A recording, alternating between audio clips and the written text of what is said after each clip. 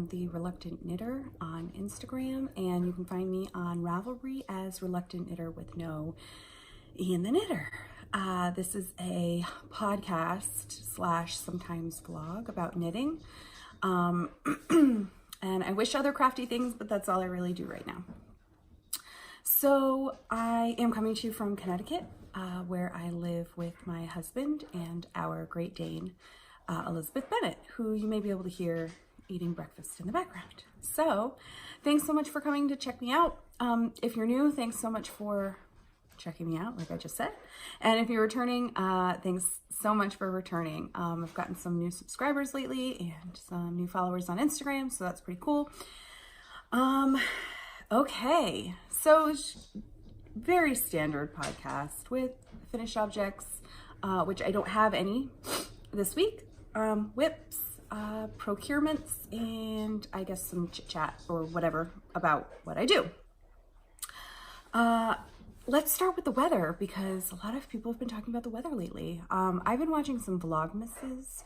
I don't celebrate Christmas, so I'm not participating in Vlogmas. I just feel like, I don't know. I don't have to explain myself again. Sometimes I feel like when I'm watching like podcasts or vlogs or something like that, and people say like, I did XYZ because, well, you don't have to explain yourself, just say what you did. You can explain yourself too if you want to. So I've been watching them, the ones that are not really Christmassy themed, because some of them are just regular, people don't do something Christmassy every single day of December. So anyway, I was watching the Flame and Fiber with Barbara. She's Diva S, I think on Instagram. Yes, on Instagram and on Ravelry. So anyway, I was watching hers, and she said that a couple of people talk about the weather. I always play with my camera, I'm sorry. A couple of people talk about the weather and say they like to hear about the weather in other areas. So I checked the weather before I started today, and it is currently sunny and about 30 degrees Fahrenheit, so below freezing. And maybe it will get up to 40 degrees today. It's been chilly. I mean, it's December. That's what we expect in New England. We had one snow. Not terrible, not a lot of accumulation, a few inches. But I haven't heard anything about any snow coming up. So, yeah, which is a little bit of a bummer, only because my dog loves snow. So, so that's that. And what I'm wearing is a sweater knit by my sister, Sarah. And it's a Hohi Locatelli pattern, but I don't know what it is. I tried looking on her projects, but it might be on there, but there was no picture, and I couldn't. She's a serious knitter, so I couldn't look through every single picture. I am sure that she will text me when she sees this and let me know what it is, in which case I can put it down below. She knit it for herself. She knit it with a friend of hers. They were knitting the same sweater, and I guess I've only knit one Hohi Locatelli garment, and I guess she has a lot of positive ease in her garments, so it turned out to be too big to be comfortable for Sarah, so I just put it on and she gave it to me. And then I have another sweater that I knit that I didn't love the way that it fit me. I knit the beetroot salad sweater, which I can't remember who it's by. I'll try to put it down on the screen. It's a one size only, so I didn't really love the way it looked on me, and so I gave that to her. So hopefully she thinks it's a fair trade. I'm sure it's probably still a little bitter for her, but anyway. She's a beautiful knitter, and she did a beautiful job on it, so that's that, and I really like it. So anyways, that's what I'm wearing. I'm also wearing hand-knit socks, the Fine and Dandy socks. Okay, there was something I was gonna say. It'll come to me. We shall get started. I have some whips. So my first whip is the Nelson Pullover by Irina and Akiva. And I actually went on, I can't remember why I went on to the designer's page. I don't remember what I was looking for, but I went on it, and apparently this designer passed away. So, yeah, that's kind of sad. But anyway, sorry. Irina and Akiva. So this is the front. On my last podcast, I was talking about how large this armhole looks. It looks quite large. And I had other people comment on my video that it looks quite large. what I had said in my last podcast that I was going to put the body, when I finished the body before the ribbing, on waste yarn and then have my husband try it on, because if the armholes were too big and I had to knit a smaller size, I didn't want to finish the body, knit a smaller size of the arm and have it like pull the length of the sweater up. So I had him try it on, and the armholes, they're not that big. They're not big. So I was like, okay, so I just finished the body of the sweater. So it's a 1x1 rib on the bottom. And then I started the sleeve. So it's stockinette body. And then it has cabling on the shoulders here, and the cable will follow down the outside of the sleeve.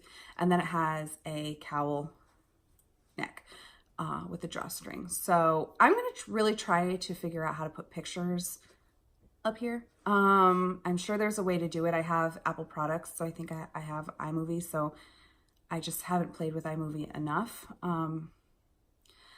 I use 2 different video editors to edit my podcasts and my vlogs, and I don't want to go off on a tangent, but I guess I could talk about it now because I don't want to forget to talk about it in case anyone's interested. So I record on my phone, and then I airdrop it to my iPad, and I edit on my iPad because it's a bigger screen. And I edit in iMovie because you can split. So my dog is done with her food now, and now she wants attention. So, but I have to do this now because I'm going out with my sister later. So I kind of want to get this podcast up. Okay. Not up, but recorded. Okay. So I edit in iMovie because you can split frames and add writing and stuff, because my other movie editor or video editor, which was a free app, does not do it. So I do all of that in iMovie, and then what I do is I save the video, and then I put it in Splice, which is a free app, and I add music to it from Splice because I like Splice's music choices better. So in case anyone was wondering, that's how I do it. So in iMovie, I'm sure there's a way, because I think a lot of podcasters and vloggers use iMovie. So I'm sure there's a way to get the picture up. I've never tried it before. Tangent. Okay, so that is this. I am knitting this out of Knitpicks Swish Worsted in the copper colorway. It is 100% superwash merino wool. And it comes in 50-gram balls, and it's 110 yards for 50 grams. There's something in the couch, I think, that my dog pushed in the couch, and she has been digging at it for days and days and days, and my husband and I have no idea what she's digging at, and I feel terrible, but whatever. Okay, and then I'm also knitting this. This was knit on, the body was knit on US size 7. I'm knitting this with my Knitter's Pride Melodies of Life interchangeables, and then the ribbing is done on a size US size 6. So the sleeves, okay, so for the largest size, I don't think this is going to give anything away. It is not a free pattern, but for the sleeves for the largest size, I had to cast on or pick up and knit whatever 88 stitches. So I was going to do it on DPNs, but my DPNs aren't long enough. I mean, it's kind of a lot of stitches, I guess. Okay. And then also you have to also continue this cabling pattern. So the way that the cables need to be on one, it was just too much. So I was like, okay, well, let me just do this on Magic Loop. Well, I'm doing it on Magic Loop, and also the way the cabling is. Oh, and then there's short row shaping. So I don't really want to do short row shaping on Magic Loop, which I'm sure you absolutely can do. I don't want to do it. So, procurements will be at the end, but I went and I picked up I didn't have a US size 7 and a 16 inch. So that's what the pattern calls for, is to put it on a 16 inch circular. So that's what I did. So I haven't worked on this in a few days because I picked it up, and then I picked up late at night. It wasn't that late. It was like 8:30 at night, which I try not to do anything new that in the evening, just because my brain is fried, and then I get frustrated, and then I start something that I want to finish, and then it's like 10 o'clock at night, and da-da-da-da. So I put it on the needles, and then I paused. that's where I'm at. And when I put it on my husband, it fit. It was without the ribbing, so the ribbing added another, I think it's 2.5 inches of ribbing, and then obviously with blocking, so I think it's going to fit him. I can't believe it. Of course it's going to fit him because it's not for me. When I knit stuff for myself, it doesn't fit. When I knit it for other people, perfect. Next whip. This is the, okay, so these are the PB. Okay, so I just got a phone call from work, so I had to take it. And as I was taking it, my dog was climbing into my chair. Sorry. Ah, you're on my sweater. Oh my gosh. Okay. Okay, Liz. Okay. Oh God. If any of you watching out there has a Great Dane, you will know. They're lap dogs. All right, baby. And she's on my...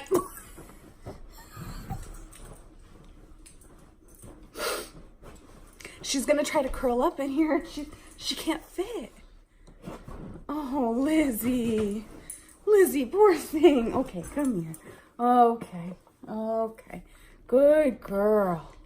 Good girl.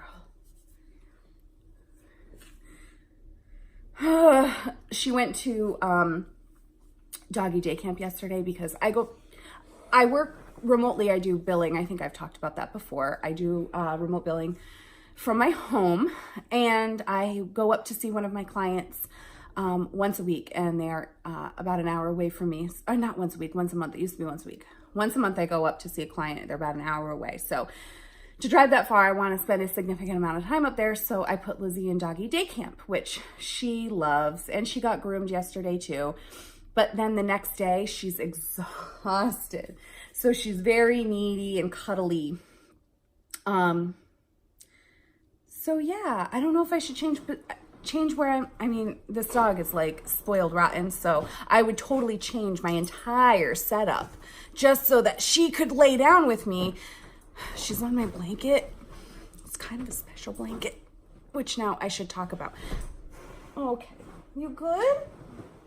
So last time I said something about the blanket and I didn't say anything about it, and my sister was like, you didn't say anything about your blanket. Laying down. I can't believe she can fit in this.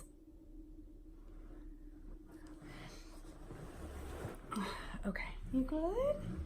I cannot believe she can fit in this chair.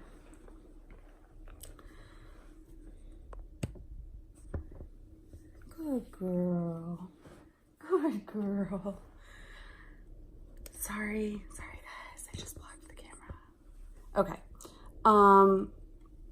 So this blanket is, my sister Sarah crocheted it, and she crocheted it for my wedding present. So yeah, there's no way I could ever get it on the whole screen, but I love it. And yeah, and it was a very generous gift. I think she even had me look at patterns and stuff. She's like, I think I'm gonna make a blanket, and you know, which one do you like? Do you like this one or that one? And so apparently I picked that one. And then when she gave it to me, I was like, thank you so much. Like, I love it. And she's like, you picked it out. And I was like, I don't remember. Another fun fact, this is true confessions of a reluctant knitter. I have a horrible memory, really, really terrible. Like, I don't remember my husband and I's first date. My husband and my first date. English is hard. There are lots and lots of things I have absolutely no memory of. It's terrible. So I don't remember picking it out, and that's not shocking. I can't believe she's finished. Okay, I'll stop saying it. All right, so PB&J socks. This is a free pattern on Ravelry. I didn't write it down on my notes because it's a new whip, and I will put the designer. Now I feel like this is crooked. I'll put the designer down here.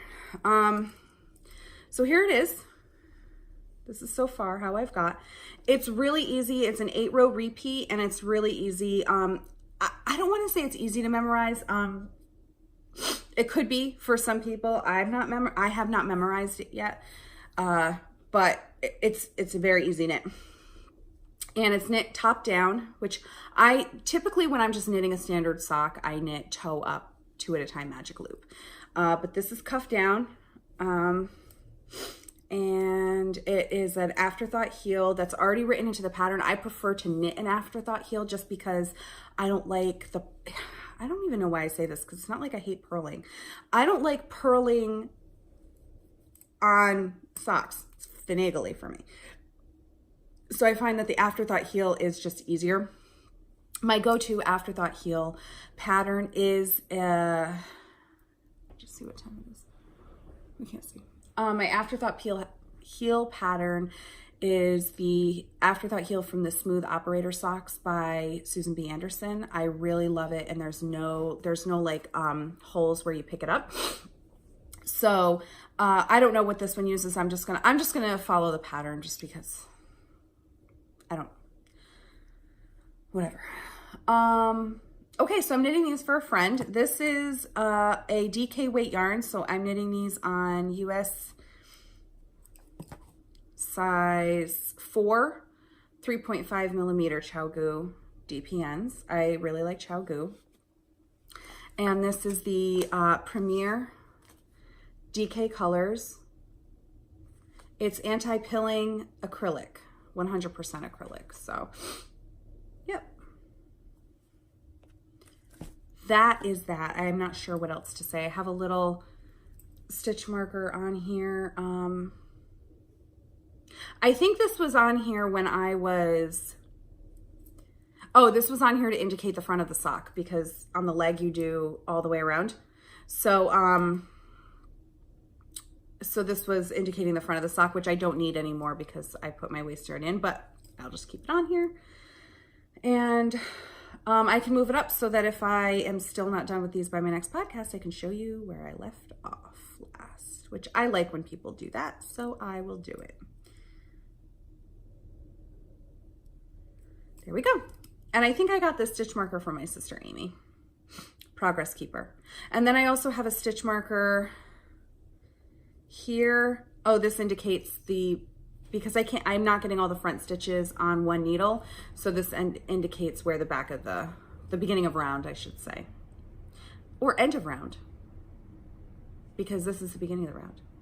Whatever. It's my knitting. I'm the only one who needs to understand it. So this is a little donut, which I traded with my sister, Sarah. I don't remember, is the Sucre Miniatures? I can't remember, but she traded me for it. So that's that. And my last whip is a whip that has been hibernating. I took it out and I knit 2 rows on it. So I will show you. I have picked this back up since I finished my waffle pullover test knit, which I still have to like put in all the yarn I used and everything. But this is my Joji Locatelli Elton cardigan by Joji Locatelli. So I needed a white cardigan. I've talked about this before on previous episodes. So I needed a white cardigan and I thought to myself, hey, might as well make one. And this is popular and mohair is trending. And so I decided to have a little bit of fun with it. Never knit with mohair before. So this is the front. This is how far I am. I don't know how far I was. Maybe possibly the last time I actually showed it on a podcast, I was here. I can't really remember. So there. I am knitting these on interchangeable. I only have one set of interchangeables, so it's the same one as the last one. Knitter's Pride. US size 5. And it is 3.75 millimeter yarn. You also like to know those things, huh? So the fingering weight, the regular fingering weight is stroll fingering in white. 75% superwash, 25% nylon, and it comes in 50-gram balls. It's 231 grams to 231 yards to 51 grams. I will get this right at some point in my life. The mohair is also Knitpicks, Aloft. And it is a lace weight, 72% kid mohair, super kid mohair, 28% silk. Comes in 25-gram balls, and it's 260 yards for 25 grams. I don't think this cardigan uses a lot of yarn. I think I only needed 2 balls, so 50 grams of the mohair. And I can't remember, did I need just 100 grams of this. I can't remember how much I bought, but yeah. So, okay.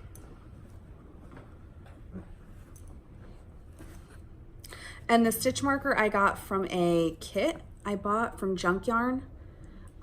It was the Galentine's Day kit. It had a skein of fingering weight speckled yarn named Leslie for Parks and Recreation, and a corresponding for heels and toes and cuffs, and a pattern, which I hadn't knit a colorwork sock before, so it came out too tight and I ended up having to rip it out, and a waffle stitch marker, Progress Keeper, with a, I think it's a heart-shaped butter. It's really cute, and it's one of my favorite stitch markers, Progress Keepers. I know what it is.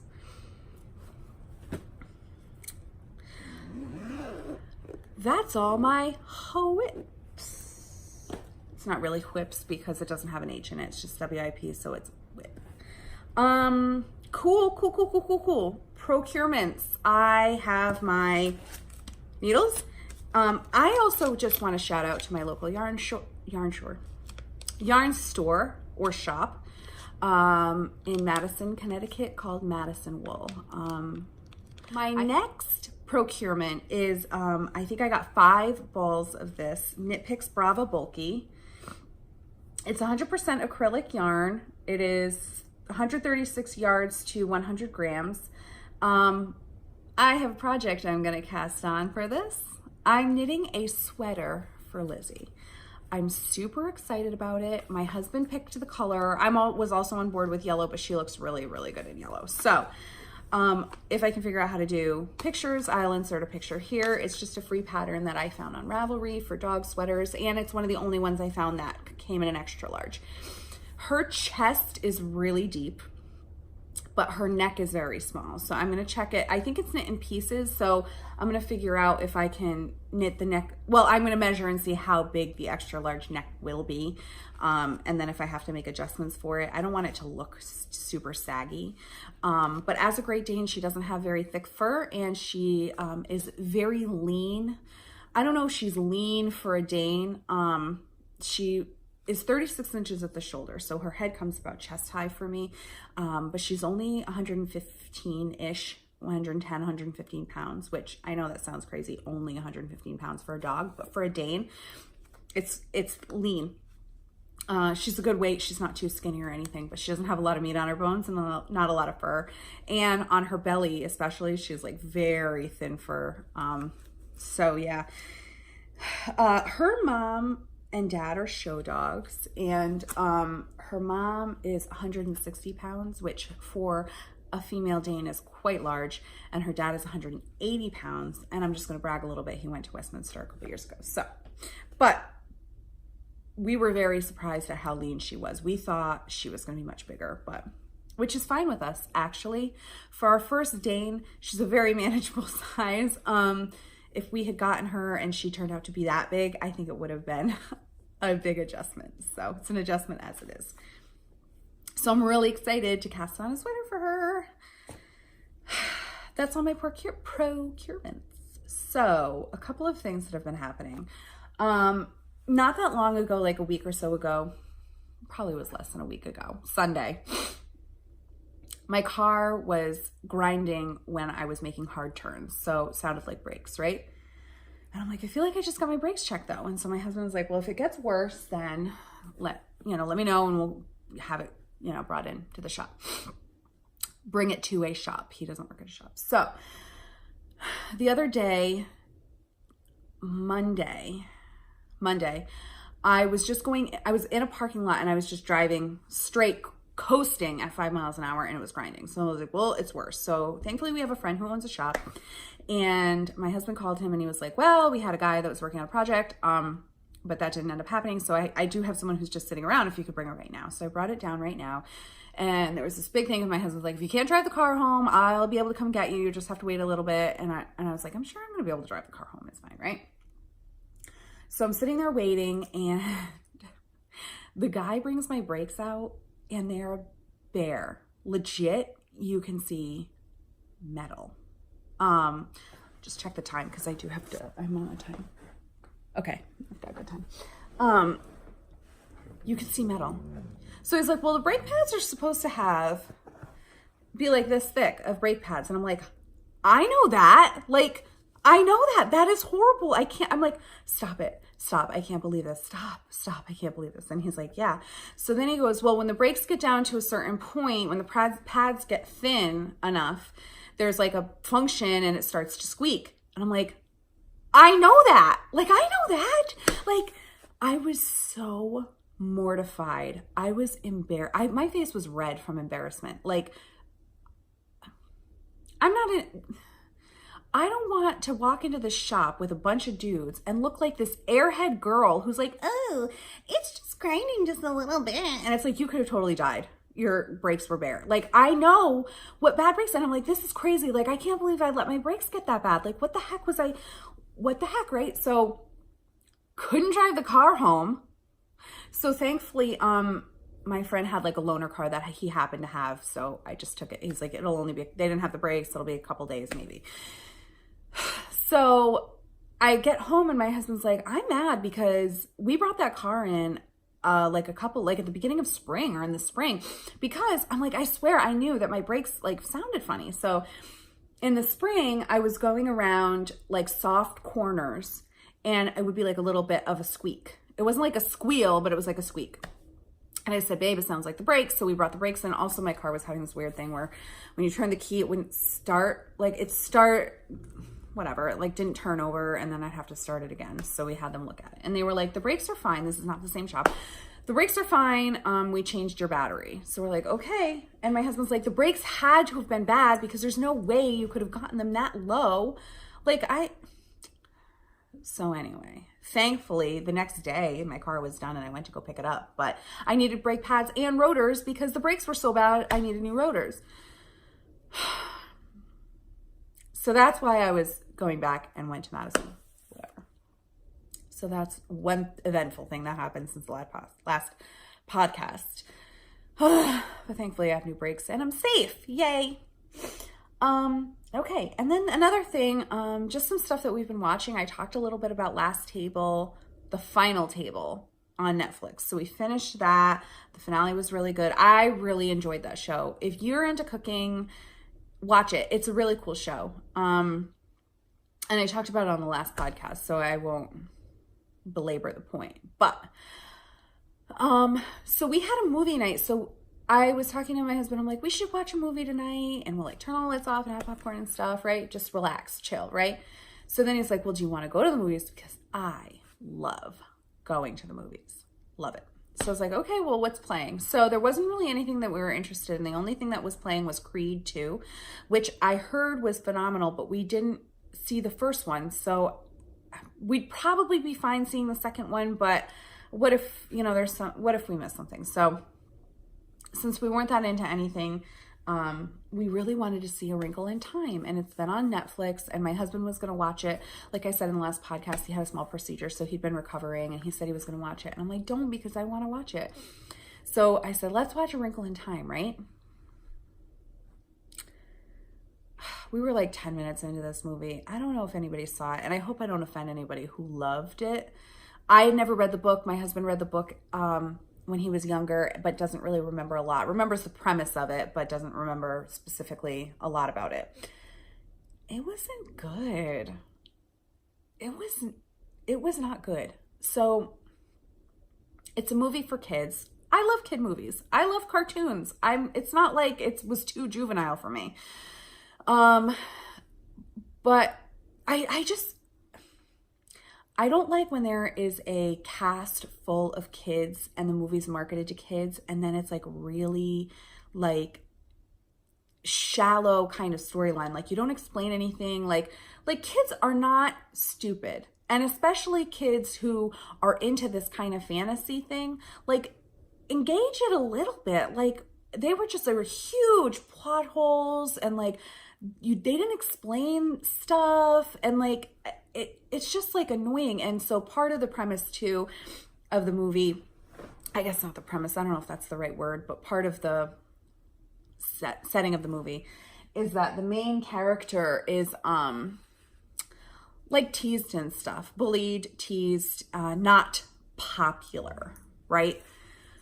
So I also feel like that was like a little bit, not that I want it to be extreme bullying or anything like that, but I felt like some of the stuff was like, that's kind of dumb. Like that doesn't, it was just weird. I didn't love it. It was not good. And I felt like it was really choppy. It wasn't super cohesive. And also the main character, the other main character, not main character, the main character's brother's name is Charles Wallace. And I don't know if I wasn't paying attention. I wasn't doing anything else. I wasn't knitting. I was just watching the movie. But in the beginning of the movie, it's the girl, she's really young, and her dad, and they're doing some scientific experiments. And then he's like, are you ready to meet your brother? I don't think he said her brother's name is Charles Wallace. So then the next scene is like, he's missing. I'm not giving anything away. That's the whole point of the movie, is that the dad goes missing. And they're older. She's been gone for 4 years. And Charles Wallace is bigger. So I don't remember hearing his name.